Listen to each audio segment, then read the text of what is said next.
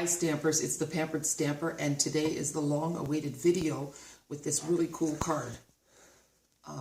So I'm using Lovely as a Tree, and I'm using embossing powder. So I think, yes, I've used silver embossing powder and copper embossing powder, as well as copper foil in the background.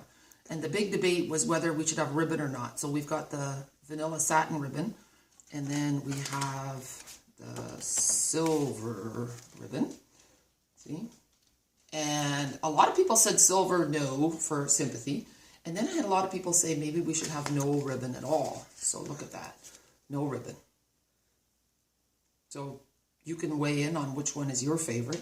But the really cool thing is take a look at the background of this. It starts as a whisper white piece of paper, and I'm going to show you how to do that.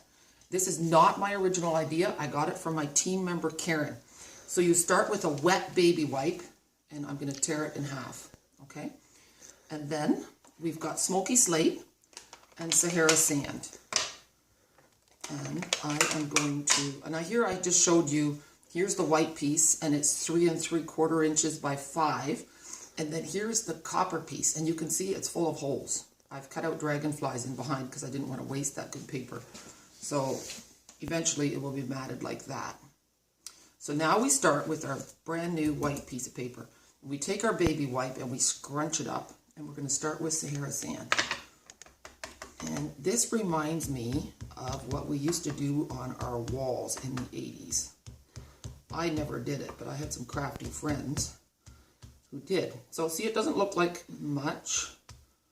And then I'm just going to leave that, and now I'm going to go on with smoky slate. And the idea is to scrunch it. If you could just tip it up and show it, because so here now it is with.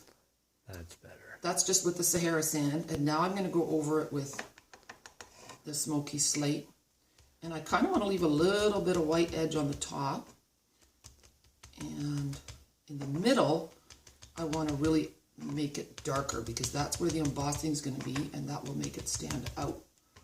So I'll lift it up in a minute. And you can also kind of swoosh it a little to blunt it. Okay, and they all are going to look different. So here it is before I've done any embossing. So the next step is I'm going to take Lovely as a Tree, which, by the way, Lovely as a Tree is one of the oldest stamp sets in the catalog. If they ever get rid of that, there will be an uprising. Okay, so take Versamark and ink it up well. Whenever I'm Versamarking, I always have my stamp upside down. I find it better. And I'm going to stamp a little bit higher. And it's also a big stamp, so you want to put your weight onto it. And then copper embossing powder on this one. And I usually don't show the whole thing, but for this card I thought it was important. So above a coffee filter, give it a good flick. And then when you emboss, you do not wave the heat gun around like a hairdryer. Hold it in one spot and be patient. And then as soon as it starts to turn, then you slowly move your heat gun. So there it goes. And it's really important that you do it really well so that everything is shiny. Otherwise the dry powder will crumble off. And I think that's the reason most people don't like embossing, is because they don't do it completely, or they don't re-ink their Versamark pad. So you want to make sure your Versamark pad is juicy, and refills are sold for that, okay? Okay, so now, I don't have to yell anymore. We've got the copper. Powder goes back into the pot. I should have done that right away.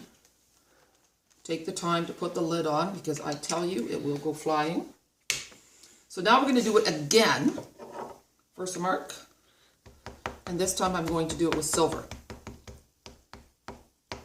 And this time it's really important to press hard, because especially where it's one on top of the other. So a good 1, 2, 3, 4, 5. And off it goes. And you can't see a thing right now, but voila. The silver powder, and you can be generous, it's all going back in the pot. A good flick, and then we're ready to go.